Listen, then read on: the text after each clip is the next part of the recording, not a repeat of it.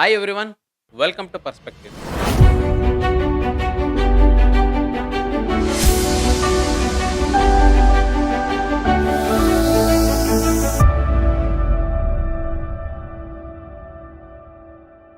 ಬೆಂಗಳೂರಿನ ಅಂಡರ್‌ವರ್ಲ್ಡ್‌ನಲ್ಲಿ ಮುತ್ತಪ್ಪರ ಎನ್ನುವ ಹೆಸರು ಕೇಳದೇ ಇರೋರು ಯಾರೂ ಇಲ್ಲ. ಯಾಕಂದ್ರೆ ಒಂದು ದಶಕಗಳ ಕಾಲ ಬೆಂಗಳೂರಿನ ಅಂಡರ್‌ವರ್ಲ್ಡ್‌ನ ತನ್ನ ಕೈನಲ್ಲಿ ಇಟ್ಕೊಂಡು ಆಟಾಡಿಸಿದಂಥ ವ್ಯಕ್ತಿನೇ ಈ ಮುತ್ತಪ್ಪ ರೈ.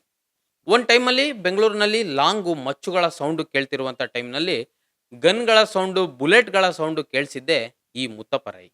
ಈ ಮುತ್ತಪ್ಪ ರೈ ಯಾರು? ಮುತ್ತಪ್ಪ ರೈ ಬಾಲ್ಯ ಹೇಗಿತ್ತು? ಮತ್ತು ಮುತ್ತಪ್ಪ ರೈ ಬೆಂಗಳೂರಿನ ಅಂಡರ್‌ವರ್ಲ್ಡ್ ತನ್ನ ಕೈ ಕಪಿಮುಷ್ಟಿಗೆ ಹೇಗೆ ತಗೊಂಡ್ರು ಅನ್ನೋದನ್ನ ನಾನು ಹೇಳ್ತೀನಿ. ಈ ವಿಡಿಯೋವನ್ನ ಕೊನೆ ತನಕ ನೋಡಿ. ನಮ್ಮ ಚಾನಲ್‌ನ ಸಬ್ಸ್ಕ್ರೈಬ್ ಮಾಡದೇ ಇದ್ರೆ ದಯವಿಟ್ಟು ಕೆಳಗಡೆ ಕಾಣ್ತಿರುವಂಥ ಸಬ್ಸ್ಕ್ರೈಬ್ ಬಟನ್ ಅನ್ನ ಒತ್ತಿ ಆ್ಯಂಡ್ ಪಕ್ಕದಲ್ಲಿರುವ ಬೆಲ್ ಐಕಾನ್ ಅನ್ನ ಒತ್ತಿ. ಇದೇ ರೀತಿ ನಮ್ಮನ್ನ ಸಪೋರ್ಟ್ ಮಾಡಿ. ಈಗ ನಾನು ವಿಷಯಕ್ಕೆ ಬರ್ತೀನಿ. 1952 ಮೇ 1ನೇ ತಾರೀಕು ದಕ್ಷಿಣ ಕನ್ನಡ ಜಿಲ್ಲೆಯ ಪುತ್ತೂರಿನಲ್ಲಿ ನಾರಾಯಣ ರೈ ಮತ್ತು ಸುಶೀಲಾ ದಂಪತಿಯ ಪುತ್ರನಾಗಿ ಜನಿಸಿದ ಮಗುವೇ ಮುತ್ತಪ್ಪ ರೈ. ಮುತ್ತಪ್ಪ ರೈ ತನ್ನ ಬಾಲ್ಯ ಶಿಕ್ಷಣವನ್ನೆಲ್ಲ ಪುತ್ತೂರು ಮತ್ತು ದಕ್ಷಿಣ ಕನ್ನಡದಲ್ಲೇ ಮುಗಿಸ್ತಾರೆ. ನಂತರ PUC ಡಿಗ್ರಿಯನ್ನು ಸಹ ದಕ್ಷಿಣ ಕನ್ನಡದಲ್ಲಿ ಮುಗಿಸಿ, ಅದಾದ ನಂತರ ಡಿಗ್ರಿ ಮುಗ್ದ ನಂತರ ವಿಜಯ ಬ್ಯಾಂಕ್‌ನಲ್ಲಿ ಒಂದು ಸಣ್ಣ ಕ್ಲರ್ಕ್ ಹುದ್ದೆಗೆ ಜಾಯ್ನ್ ಆಗ್ತಾರೆ. ಸುಮಾರು ವರ್ಷಗಳ ಕಾಲ ಕ್ಲರ್ಕ್ ಆಗಿಯೇ ಸೇವೆ ಸಲ್ಲಿಸುತ್ತಿದ್ದಂಥ ಮುತ್ತಪ್ಪ ರೈ ಯಾವುದೋ ಒಂದು ಚೆಕ್ ಅನ್ನ ತಪ್ಪಾಗಿ ಬರೆದ್ರು ಅಂತ ಅವ್ರನ್ನ ಕೆಲಸದಿಂದ ವಜಾಗೊಳಿಸ್ತಾರೆ.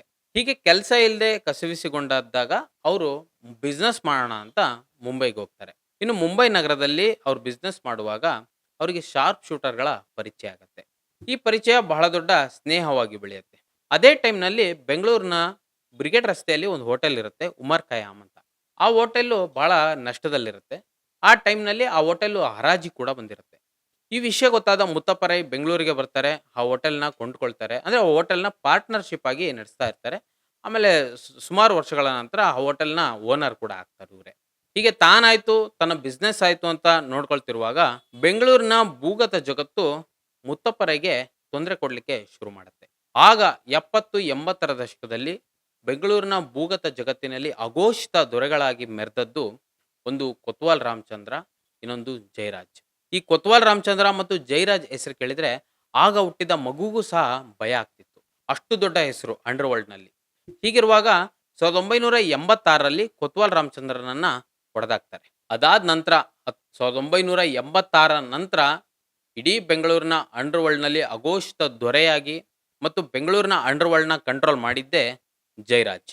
ಜಯರಾಜ್ ಬೆಂಗಳೂರಿನ ಅಂಡರ್‌ವರ್ಲ್ಡ್‌ನಲ್ಲಿ ಡಾನ್ ಆಗಿ ಬೆಳಿಲಿಕ್ಕೆ ಬಹಳ ಮುಖ್ಯವಾಗಿ ಅಂದಿನ ರಾಜಕೀಯ ಪರಿಸ್ಥಿತಿಯೂ ಕಾರಣ ಆಗಿರುತ್ತೆ. ಯಾಕಂದ್ರೆ ಅಂದಿನ ಮುಖ್ಯಮಂತ್ರಿ ಆಗಿದ್ದಂಥ ದೇವರಾಜ್ ಅರಸು ಅವರು ಜಯರಾಜ್‌ಗೆ ಬಹಳಷ್ಟು ಸಪೋರ್ಟ್ ಮಾಡ್ತಾರೆ. ಅಂಡ್ ಜಯರಾಜು ಸಹ ದೇವರಾಜ್ ಅರಸು ಅವರಿಗೆ ಸಪೋರ್ಟ್ ಮಾಡಿ ದೇವರಾಜ್ ಅರಸು ಸರ್ಕಾರ ಬಹಳ ವರ್ಷಗಳ ಕಾಲ ನಿಲ್ಲುವಂತೆ ನೋಡ್ಕೊಂಡಿರ್ತಾರೆ. ಇನ್ನು ಜಯರಾಜ್ ಇಂದಿರಾ ಬ್ರಿಗೇಡ್ ಅಂತ ಒಂದು ಸಂಘಟನೆಯನ್ನ ಶುರು ಮಾಡ್ತಾರೆ. ಸಾವಿರಾರು ಯುವಕರನ್ನ ಒಟ್ಟಾಗ್ತಾರೆ. ಮತ್ತೆ ಜಯರಾಜ್ ಎಲೆಕ್ಷನ್‌ಗೆ ಸಹ ನಿಲ್ತಾರೆ. ಇದೇ ಸಂದರ್ಭದಲ್ಲಿ ಜಯರಾಜ್ ಹುಡುಗರು ಮುತ್ತಪ್ಪ ರೈ ನಡೆಸ್ತಿದ್ದಂಥ ಉಮರ್ ಖಯಾಮ್ ಹೋಟೆಲ್‌ಗೆ ಹೋಗಿ ಬಹಳ ಕಿರುಕುಳ ಕೊಡ್ತಿರ್ತಾರೆ. ಈ ವಿಷಯ ಮುತ್ತಪ್ಪ ರೈ ಕಿವಿಗೆ ಬೀಳುತ್ತೆ. ಮುತ್ತಪ್ಪ ರೈಗೂ ಜಯರಾಜ್‌ಗೂ ಆ ಸಂದರ್ಭದಲ್ಲಿ ಒಂದು ಸಣ್ಣ ಕೋಲ್ಡ್ ವಾರ್ ಶುರುವಾಗುತ್ತೆ. ಆ ಸಂದರ್ಭದಲ್ಲಿ ಮುತ್ತಪ್ಪ ರೈ ತನ್ನ ದಾರಿಗೆ ಅಡ್ಡವಾಗಿರುವಂಥ ಜಯರಾಜ್‌ನ ಹಿಂದೆ ಸರಿಸಬೇಕು ಅಂತ ಪ್ಲಾನ್ ಮಾಡ್ತಾರೆ. ಅಂಡ್ ಮೊದಲ ಬಾರಿ ಒಂದು ಅಟೆಂಪ್ಟ್ ಅನ್ನ ಮಾಡ್ತಾರೆ ಶೂಟೌಟ್‌ಗೆ. ಆದ್ರೆ ಆ ಸಂದರ್ಭದಲ್ಲಿ ಜಯರಾಜ್ ತಪ್ಪಿಸ್ಕೊಳ್ತಾರೆ. ಮುತ್ತಪ್ಪ ರೈ ಆ ಮೂಮೆಂಟ್ ಅಲ್ಲಿ ಫೇಲ್ ಆಗ್ತಾರೆ.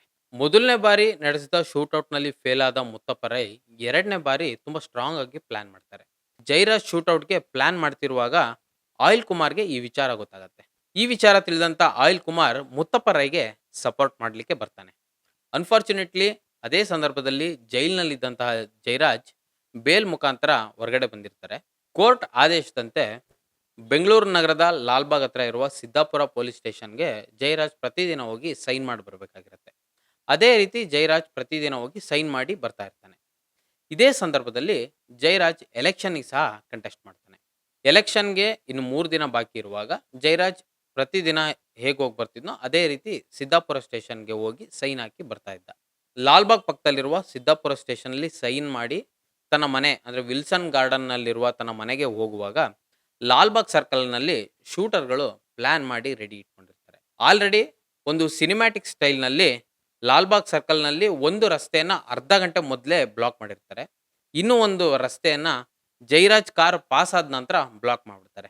ಜೈರಾಜ್ ಕಾರು ಸರ್ಕಲಿಗೆ ಬಂದ ತಕ್ಷಣ ಒಂದು ಬುಲೆಟ್ ಫೈರ್ ಆಗತ್ತೆ. ಸೀದಾ ಒಂದು ಜಯರಾಜ್ ಎದೆಗೆ ಬೀಳತ್ತೆ. ಒಂದು ಕಾಲದಲ್ಲಿ ಬೆಂಗಳೂರಿನಲ್ಲಿ ಲಾಂಗು ಮಚ್ಚುಗಳೇ ಸೌಂಡ್ ಕೇಳ್ತಿದ್ದಂಥ ಟೈಮ್‌ನಲ್ಲಿ ಮೊದಲ ಬಾರಿಗೆ ಬೆಂಗಳೂರಿನಲ್ಲಿ ಬುಲೆಟ್ ಸೌಂಡ್ ಕೇಳತ್ತೆ. ಈ ಬುಲೆಟ್ ಬಂದು ಬಿದ್ದದ್ದು ಜಯರಾಜ್‌ಗೆ. ಈ ಬುಲೆಟ್‌ನ ಫೈರ್ ಮಾಡಿದ್ದು ಮುತ್ತಪ್ಪ ರೈ. ಆಗ ಮುತ್ತಪ್ಪ ರೈ ಬೆಂಗಳೂರಿನ ಅಂಡರ್ ವರ್ಲ್ಡ್‌ಗೆ ಎಂಟರ್ ಆಗ್ತಾರೆ. ಬೆಂಗಳೂರಿನ ಅಘೋಷಿತ ದೊರೆ ಮತ್ತು ಅಂಡರ್ ವರ್ಲ್ಡ್ ಅನ್ನೇ ಕಂಟ್ರೋಲ್ ಮಾಡದಿದ್ದಂತಹ ಜೈರಾಜ್ ಅನ್ನೇ ಮುತ್ತಪ್ಪ ರೈ ಹೊಡೆದಾಕ್ದಾಗ ಬಹಳಷ್ಟು ರೌಡಿಗಳಿಗೆ ಯಾರಿರ್ಬೋದು ಅನ್ನುವ ಒಂದು ಕುತೂಹಲ ಸೃಷ್ಟಿಯಾಗತ್ತೆ. ಜೈರಾಜ್‌ನ ಮುಟ್ಲಿಕ್ಕೂ ಆಗೋದಿಲ್ಲ, ಹತ್ರಕ್ಕೂ ಯಾರು ಸುಳಿಯಕ್ಕಾಗೋದಿಲ್ಲ ಅನ್ನುವಂತಹ ಕಾಲದಲ್ಲಿ ಜೈರಾಜ್ ಎದೆಗೆ ಗನ್ ಇಟ್ಟಂತಹ ವ್ಯಕ್ತಿನೇ ಈ ಮುತ್ತಪ್ಪ ರೈ. ಇನ್ನು ಜೈರಾಜ್ ಹೋದ ನಂತರ ಬೆಂಗಳೂರಿನ ಅಂಡರ್ ವರ್ಲ್ಡ್‌ನ ತನ್ನ ಕಂಟ್ರೋಲಿಗೆ ತಗೊಳ್ಳಕ್ಕೆ ಕಾಟನ್‌ಪೇಟೆ ಪುಷ್ಪ, ಶ್ರೀರಾಂಪುರ ಕಿಟ್ಟಿ, ಆಯಿಲ್ ಕುಮಾರ, ಬೆಕ್ಕಿನಕಂಡ್ ರಾಜೇಂದ್ರ ಹೀಗೆ ಹಲವಾರು ಜನ ಮುಂದೆ ಬರ್ತಾರೆ. ಇವರೆಲ್ಲರನ್ನೂ ಹಿಂದೆ ಹಾಕಿ ಬೆಳೆದಂತ ವ್ಯಕ್ತಿನೇ ಈ ಮುತ್ತಪ್ಪ ರೈ. ಆ ಟೈಮ್‌ನಲ್ಲಿ ಮುತ್ತಪ್ಪ ರೈಗೆ ಒಂದು ಟೈಟ್ಲ್ ಕೊಡ್ತಾರೆ. ಮಾಸ್ಟರ್ ಮೈಂಡ್ ಕಿಲ್ಲರ್ ಅಂತ.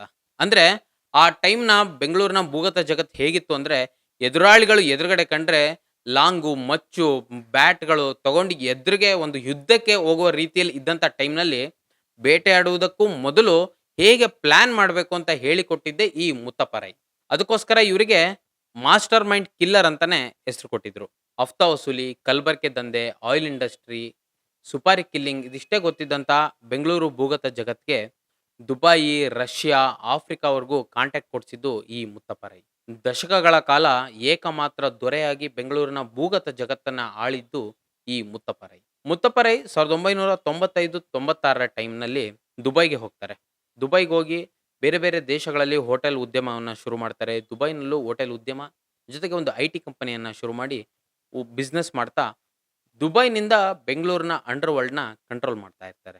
ಹೀಗಿರುವಾಗ ದುಬೈ ಮುತ್ತಪ್ಪ ರೈರನ್ನ ಗಡೀಪಾರ್ ಮಾಡಿ ಭಾರತಕ್ಕೆ 2002ರಲ್ಲಿ ಕಳಿಸ್ಕೊಡುತ್ತೆ.